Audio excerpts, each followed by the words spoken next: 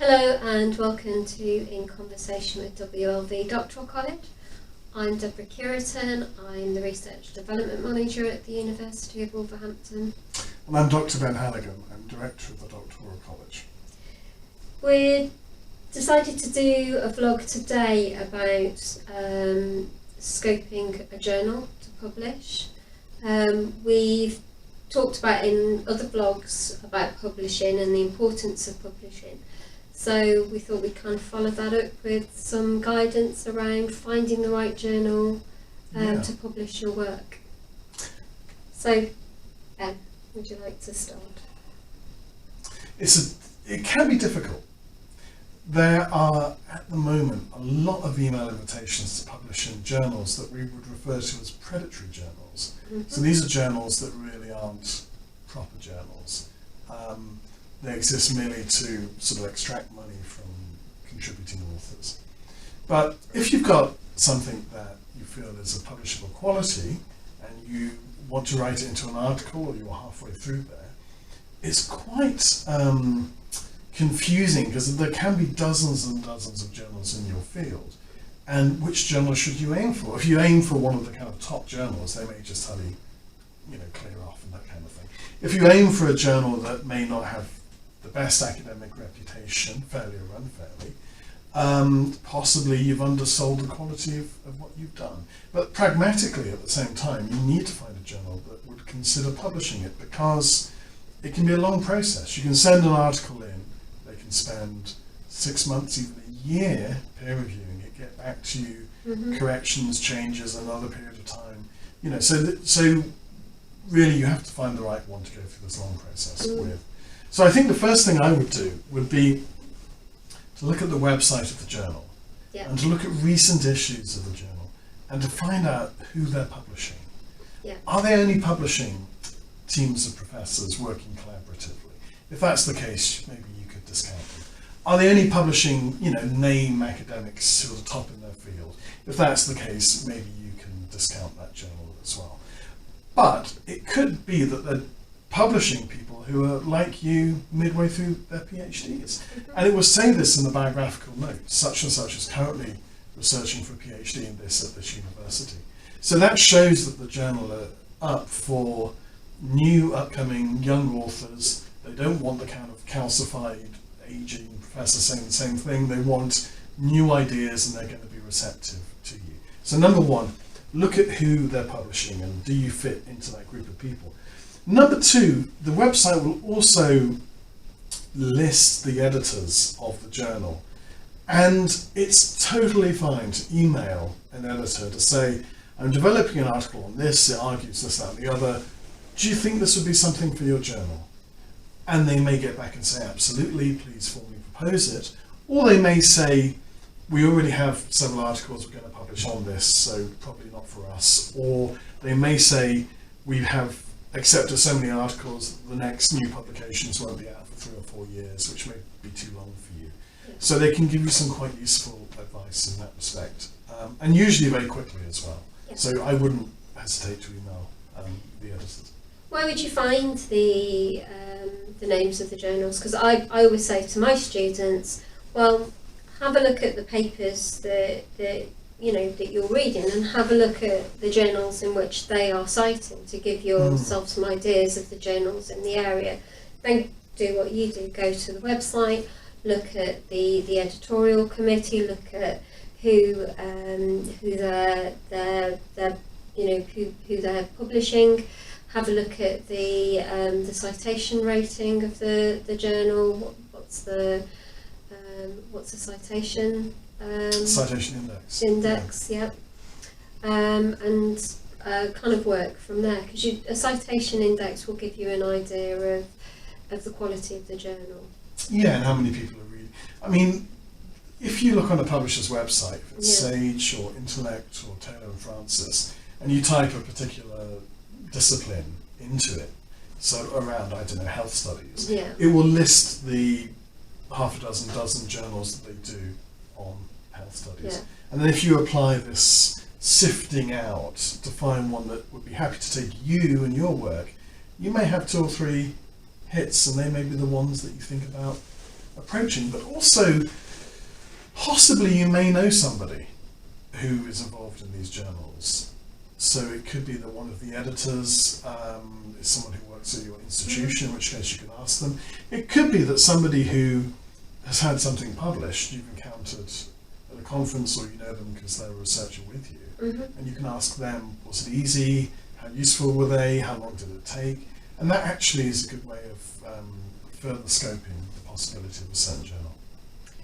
My additional advice would be that once you've identified the journal or journals that you're thinking about submitting to, is to read the guidance for authors, and then write your article so that it fits that guidance for authors. So in that guidance for authors, there's going to be about fonts, there's going to be font size, there's going to be how you reference, and there'll be word count as well. Yeah.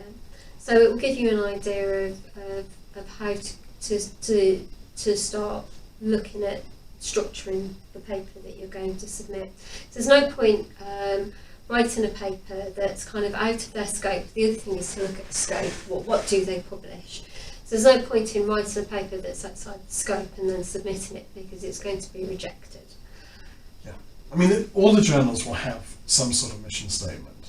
So it'll be, this journal looks to new developments in the field of whatever. So if they're saying that, don't send them something about the 1800s. You need the journal that says this journal reassesses the 1800s in there. I mean, also your supervisor should be involved in this. When you've decided here are some journals I could look to, go and ask your supervisor. What does the supervisor agree? And indeed, the supervisor may be particularly nice and read a draft of the article before it's sent off. And I think that comes back to something we were talking about earlier, which was about the policies and the practices around joint authorship, single authorship.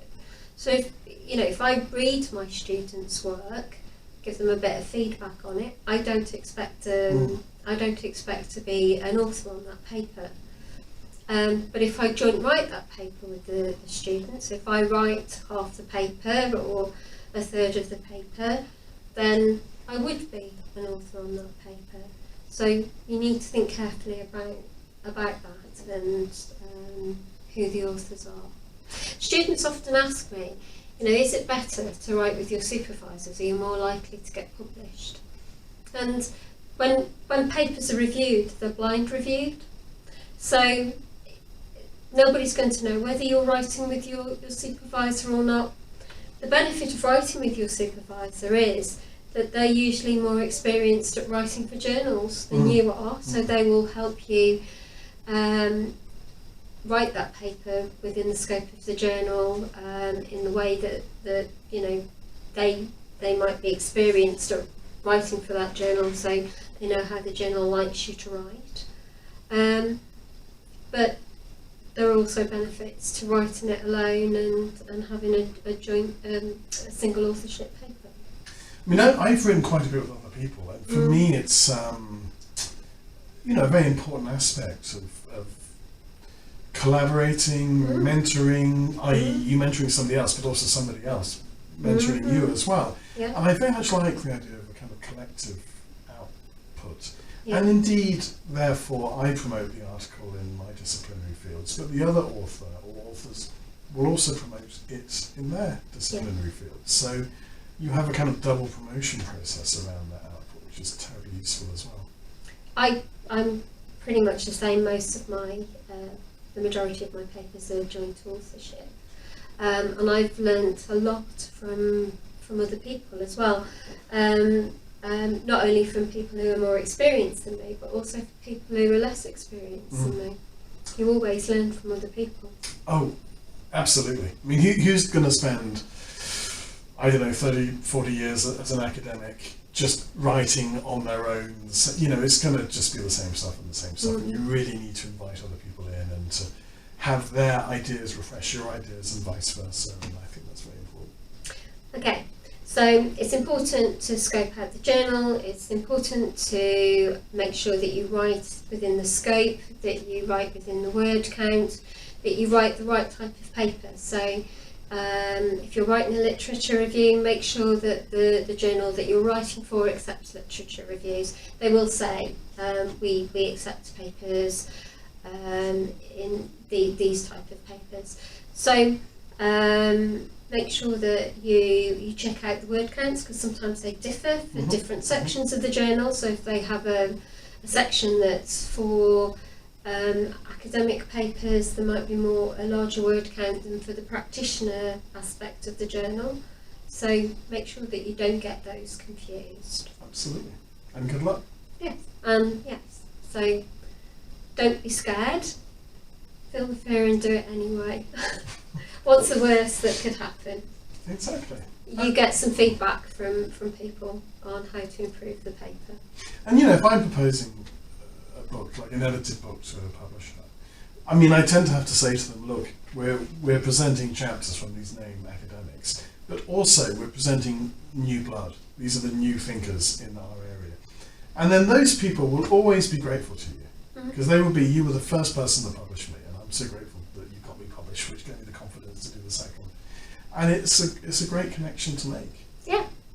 And you can say on your CV, I published this author, and then that's also very beneficial to have created and helped their work and then to have taken it through to publication. Okay. So check out the journals, read the guidelines, and go and do it. Thank you for listening, and if you like these videos, please do subscribe to the channel. We release videos every week on a Friday, so you'll get notifications of when new videos are released. If you've got any ideas for topics that you'd like us to cover, please do let us know, and do put the comments in the comments section below. Okay, thank you for listening. Thank you, bye-bye. Bye.